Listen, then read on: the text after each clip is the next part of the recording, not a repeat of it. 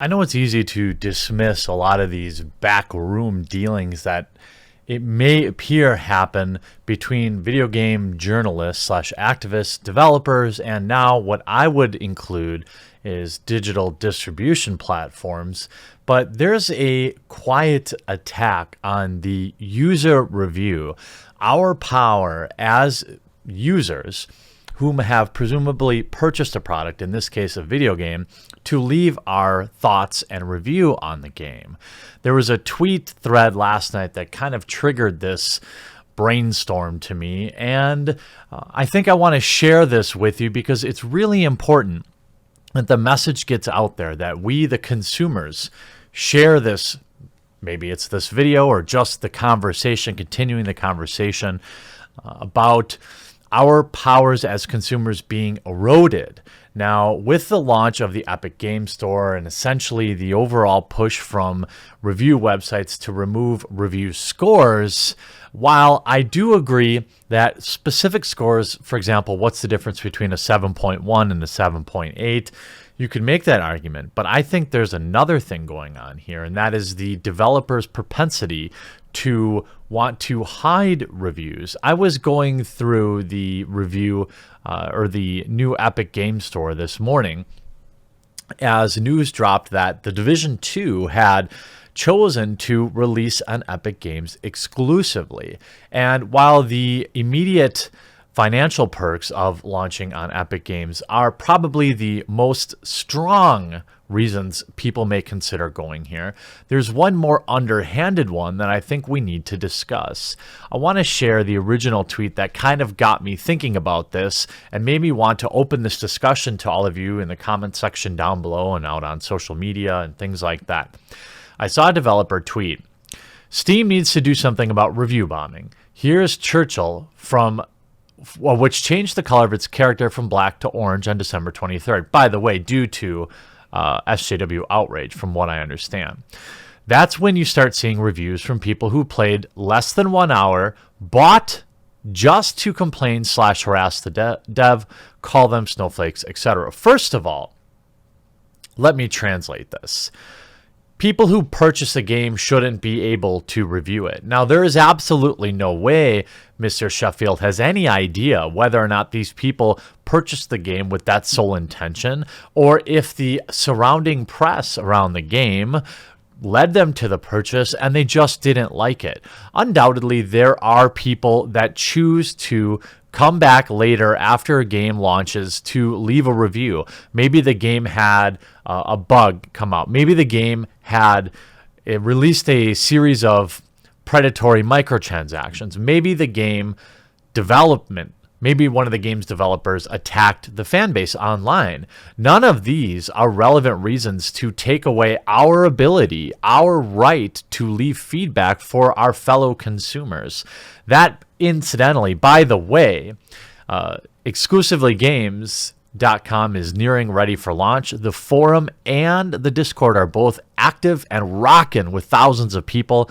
I will in the pinned comment, I will leave a link to the forum and the Discord. We will, of course, have game reviews on that website as well, but they will be curated just because I want quality reviews. It's not whether or not I agree or disagree with them. Ideally, the best type of review, by the way, are people that have purchased the game. Steam has a unique advantage in this, in being able to prove that this person actually owns it. But this tweet gained a lot of traction. So did my tweet about people who bought the game shouldn't be allowed to review the game. That's what the statement is, right? A lot of pro-review bombing people in my mentions right now, unsurprisingly. It's no surprise that game development companies want to take our ability away to speak out against them. And one such example is the way they currently game the review system around microtransactions. A lot of games, for example, that's a different story for later today. Sea of Thieves rolling out microtransactions 3 months after the release. Destiny rolling out microtransactions after release. Gran Turismo back in the day rolling out microtransactions after release. These are just a few of the games on the list that I have Rainbow Six Siege, seasonal alpha packs, Sea of Thieves, Black Ops 4, most recently with the stupid red reticle. Black Ops 3, they even advertised the system as purely cosmetic only to patch in game-changing weapons down the line. Modern Warfare Remastered, Devil May Cry, Deus Ex, Human Revolution. Many games choose to change the game irreparably down the line, and now developers seem to be migrating towards a system that will remove our voice to come back later and leave a review. Just because a spike in reviews happen does not mean it's not helpful.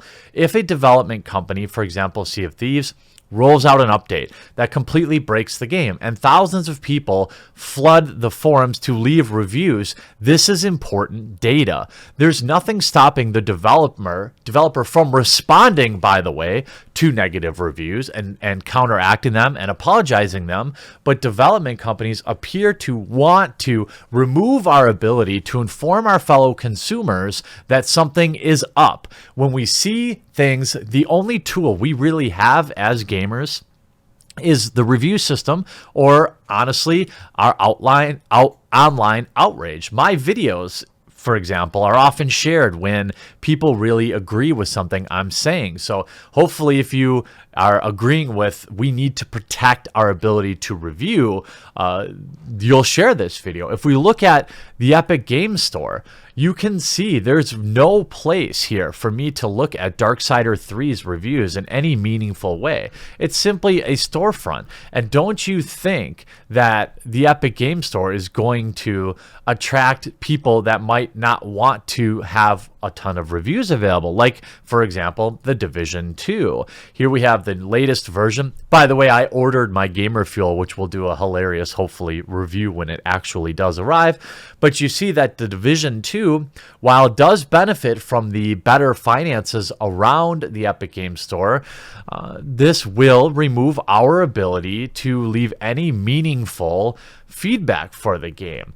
This is a nefarious bonus. This is a behind-the-scenes advantage to large corporations, AAA publishing companies who want to release games and really never face any meaningful feedback.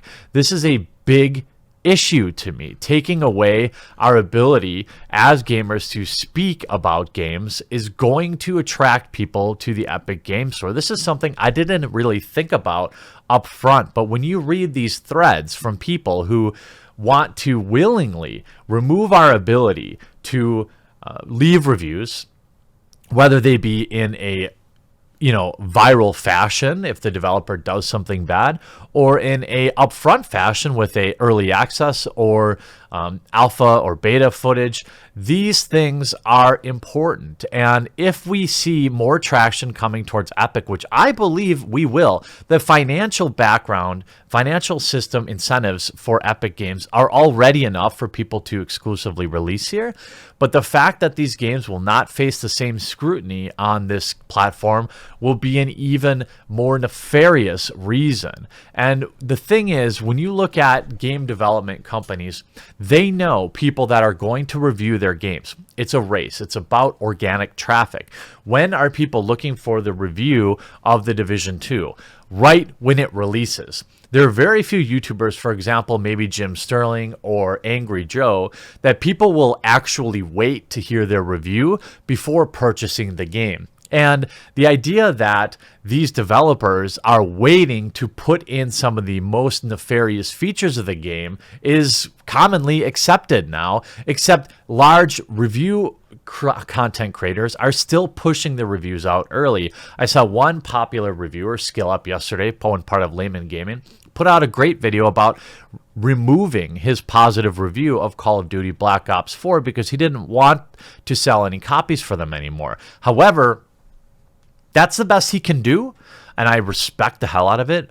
But in a lot of ways, the damage is done because 80% of the people are going to buy the game in the first month. So this is something as gamers we really, really, really need to watch out for. And while right now you might be saying, it's a Division 2, I don't care, or it's whatever, you're going to see, I think, this be a quietly promoted benefit of the Epic Game Store, and you're going to see a continued push from developers to remove our ability to let other people know that maybe this is a shady company and you shouldn't buy from them. Maybe the game itself is broken. Maybe the microtransactions break the economy. These are all things that are super important, and you might not know right away when the game releases. And on top of that, to people that would say, well, it's not fair to negatively downmark a game simply for having microtransactions, I would agree with that.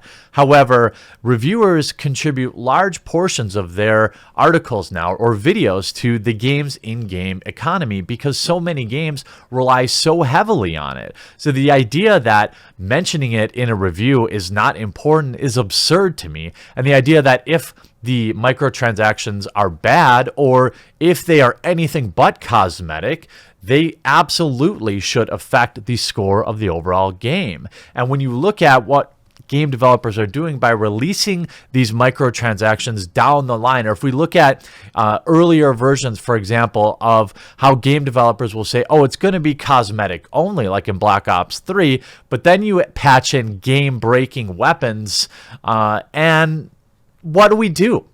We can review bomb them at that point, but the damage is already done.